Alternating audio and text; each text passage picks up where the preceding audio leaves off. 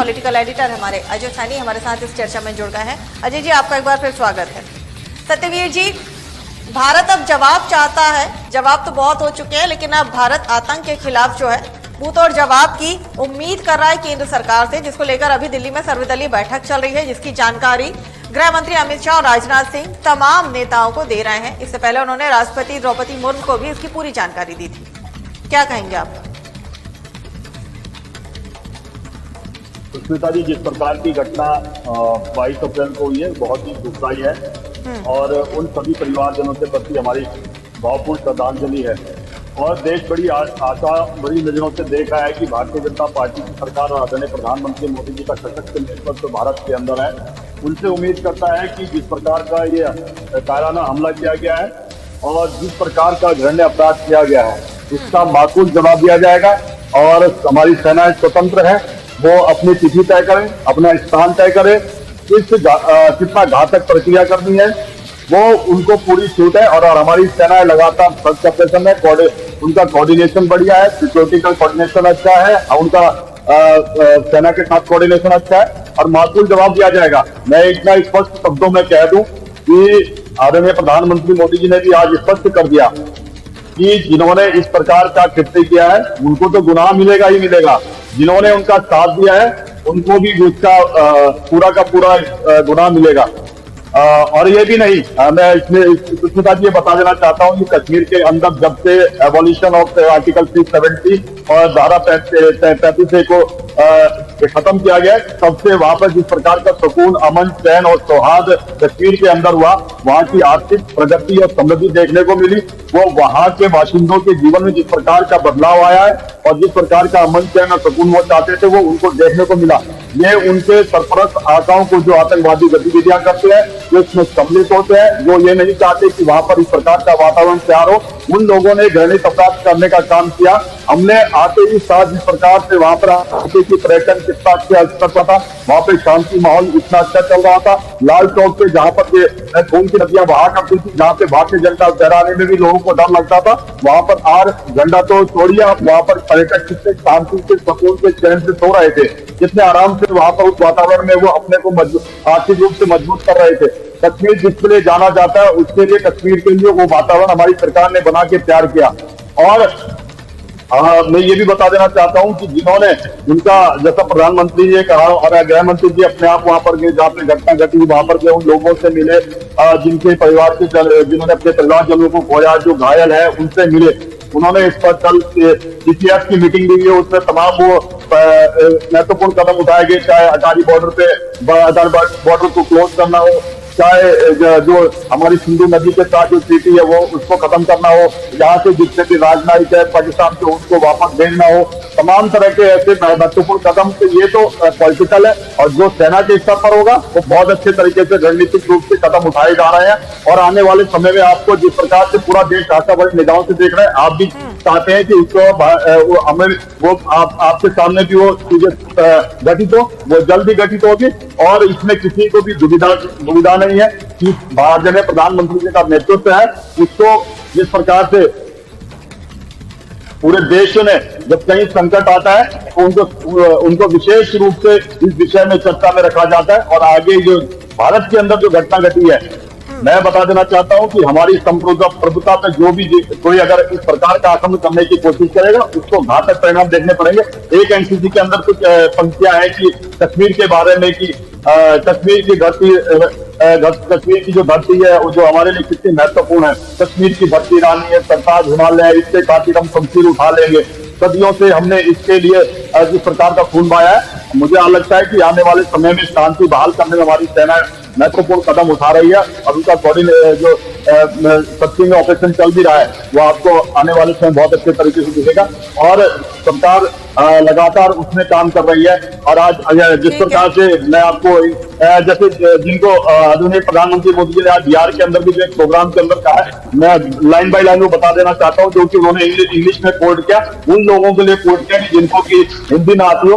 उन्होंने आदरणीय प्रधानमंत्री मोदी ने क्या कहा, India will identify, track and punish every terrorist, their handlers and their backers.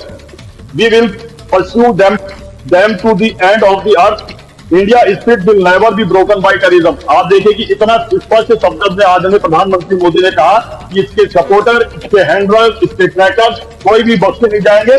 सेना उसका उसका घातक परिणाम अब देखने को मिलेगा कि सेना किस स्तर पर जा सकती है। हमने पहले भी बालाकोट हो, एयर स्ट्राइक हो, हमने दिखाया है कि हमारी सेना किस स्तर तक जा सकती है, हमारी सेना की ताकत क्या है, हमारा सेना की पराक्रम क्या है, शौर्य क्या है, वो पूरे विश्व ने देखा है। और आने वाले समय में आप देखेंगे कि भारत की संप्रभुता, अखंडता और एकता पे कोई अगर प्रहार करता है तो उसके घातक परिणाम होंगे।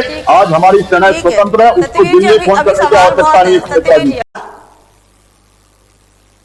सुष्मिता जी, सबसे महत्वपूर्ण ये समझना होगा कि मैंने बताया कि जो शांति स्थापित जम्मू कश्मीर के अंदर करनी थी, वो शांति स्थापित करने में भारत सरकार ने बहुत बड़ा योगदान दिया है। इसको हम नकार नहीं सकते। मैं कुछ उदाहरणों के साथ आपको और दर्शकों को बताना चाहता हूँ।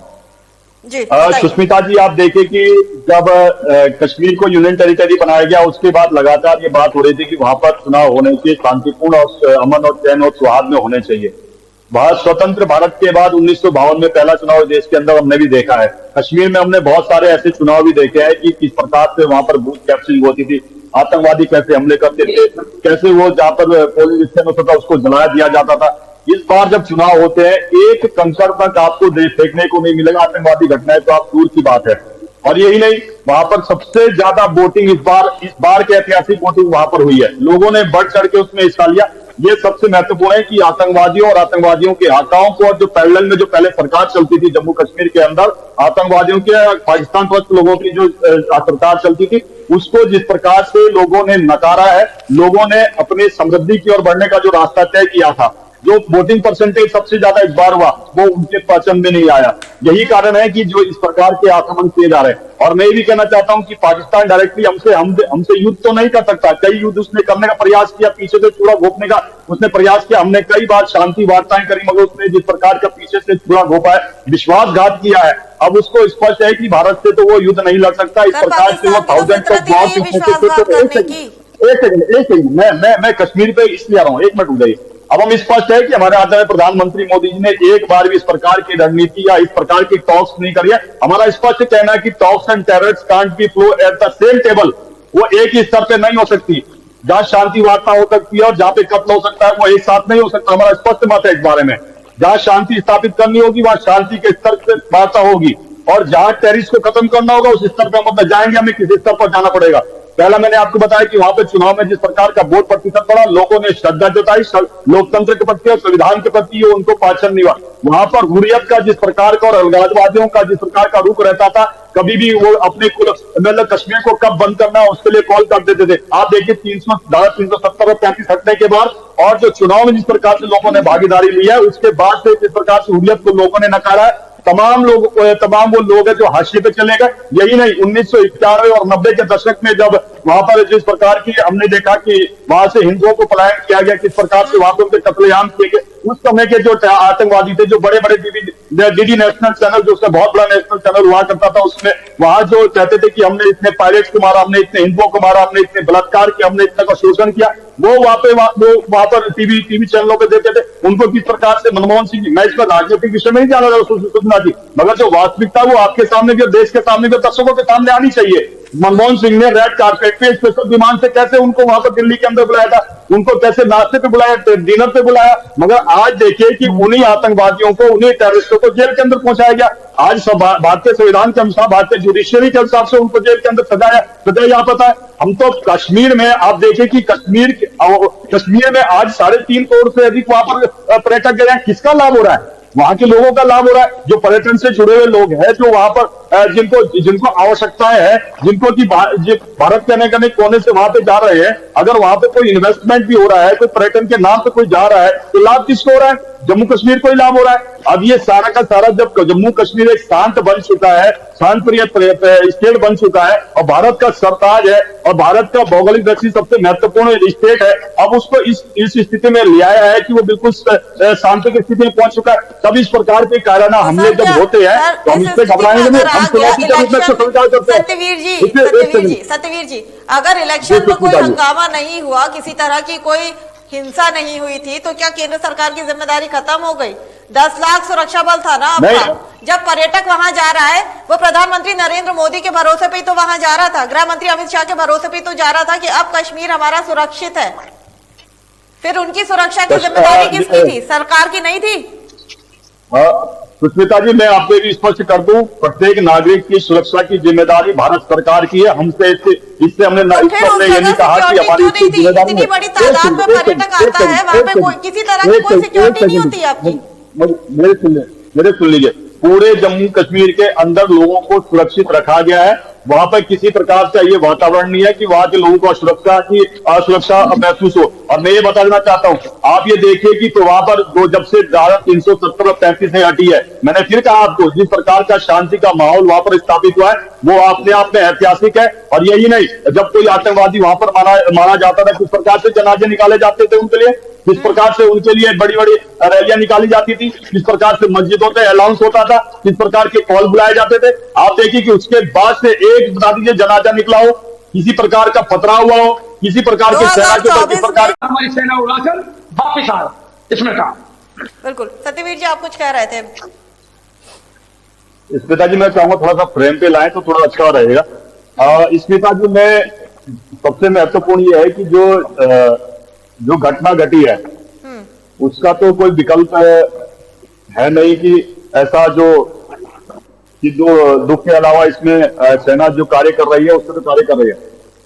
सबसे महत्वपूर्ण यह है कि आप देखिए कि जब वो अटैक होता है या उन पे जिस प्रकार का काराना हमला किया जाता है, आप देखिए कि आइडेंटिटी पूछी जा रही है। मतलब कितना ब्रेन वॉश उनको किया गया है। आप सोचिए कि किस लेवल पर हो गए। मतलब कि उनसे पूछा जा रहा है कि आप कौन से रिलीजन से बिलोंग करते हैं, आपका धर्म क्या है, आपकी आइडेंटिटी पूछी जा रही है, आपके कपड़े उतराए जा रहे हैं। आतंकियों का धर्म होता है। सत्यवीर जी, आप मानते हैं? बिल्कुल होता है, क्यों नहीं होता? नहीं, बिल्कुल मानता हूँ। और क्या, बिल्कुल मैं मानता हूँ, क्यों नहीं मानता हूँ? क्या आप आज भी इस बात को मानने को तैयार नहीं है? एक कश्मीरी युवक भी था जिसका नाम सज्जाद था, अपने घर का इकलौता लड़का था जो कमाता था। अगर वो मुस्लिम था, वो मुस्लिम था और उसने अपनी पीठ पर बैठाकर वहां फंसे पर्यटकों को नीचे पहुंचाया है। आतंकियों से उसने लोहा लिया है और उसमें उसकी जान चली गई, लेकिन उससे तो नहीं पूछा कि वो मुस्लिम है या हिंदू है। सुष्मिता जी, मैं आपको स्पष्ट कर दूं, उसने अगर वो प्रतिकार ना करता तो उसको कुछ ना करते। जो उनके मजहब के, अगर उनका मजहब का भी है उसके खिलाफ जाएगा वो, तो उसके साथ ऐसा ही करेंगे। आप क्या क्या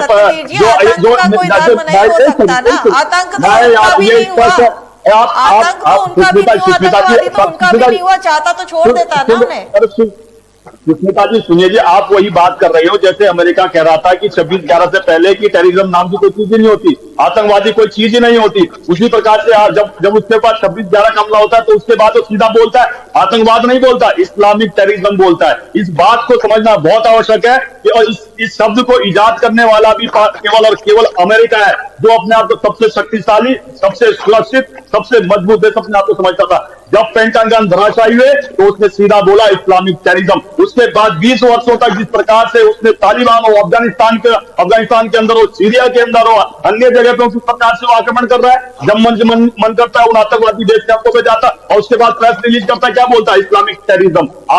अगर हम थोड़ा सा इस बात को बल दे रहे हैं तो आप कह रहे हो कि आतंकवाद का धर्म नहीं होता है। उन्होंने धर्म पूछ के मारा, उन्होंने तो स्पष्ट कहा कि तुम हिंदू हो कि नहीं मुसलमान हो। उन्होंने क्या कहा कि मुसलमान, इसका मतलब यह है कि मुसलमान हिंदू को मार रहा है, मतलब उतना यही नहीं। उन्होंने कहा कि बच्चों और औरतों को हम छोड़ते हैं, जो कि 1990 और 91 के दौर में देखा था हमने, और वही सेम ये प्रतिकार अभी कारण हमला इन्होंने किया है, और आप उसका खंडन भी नहीं कर रहे हो। ये स्पष्ट रूप से दिखाता है, ना उन्होंने जाति पूछी, ना धर्म, उन्होंने किसी के राज्य पूछा, ना किसी की कास्ट पूछी। उन्होंने पूछा कि आप हिंदू हो कि नहीं हो, केवल और केवल। उसके बाद भी जब उनको विश्वास नहीं हुआ, उसके बाद उनके आइडेंटिटी कार्ड देखे, जब उससे भी विश्वास नहीं हुआ तो उनके कपड़े उतराए गए। अब क्या इससे क्या प्रतीत होता है, इससे क्या परिलक्षित होता है कि केवल और केवल इस प्रकार से एक विशेष लोगों को मारना, आप उनका साथ देने खड़े हो। और मैं ये बता देना चाहता हूं, हम आज भी भारत को एक अखंड भारत के रूप में देखते हैं, स्वतंत्र भारत के रूप में देखते हैं, संप्रभु भारत के रूप में देखते हैं। संविधान की शपथ लेते हुए जो हमारे अधिकार है, उस अधिकारों पे नागरिकों की सुरक्षा कैसे की जा सकती है, उसका दायित्व तो हमारी सरकार पूर्ण रूप से निभा। आ रही है और कश्मीर और आतंक के जो पैरोकार हैं, जो उनके सीधे सलाहकार हैं, जो उनके स्लीपर सेल है, वो मुझे सेना जिस प्रकार से काम कर रही है, वो कुछ दिनों में आपको उसका बहुत सुखद परिणाम देखने को मिलेंगे। और जो कोई धर्म वहां नहीं पूछा गया था। आप इस बात को बार बार बल दे रहे हैं कि वहां पर धर्म नहीं पूछा गया, तो स्पष्ट है, कई सारे वीडियो यहाँ पर है, उन बच्चों की बाइटें सुन लीजिए, उन घर वालों की सुन लीजिए कि हमसे क्या पूछा गया। हमसे यही पूछा गया कि भाई आप हिंदू या मुसलमान हो, जो हिंदू है वो इधर खड़े हो जाइए, जो मुस्लिम है वो इधर खड़े हो जाइए। आप सोचिए कि वो कितने लेवल तक ब्रेन वॉश किए गए। हमें उसका सपोर्ट नहीं करना चाहिए। मैं ये भी बता देना चाहता हूं कि भाई हमने जिस प्रकार की शांति स्थापित कश्मीर के अंदर करी है, आप मुझे लास्ट टाइम का वाक्य बता दीजिए कि वहां कोई स्कूल जला हो।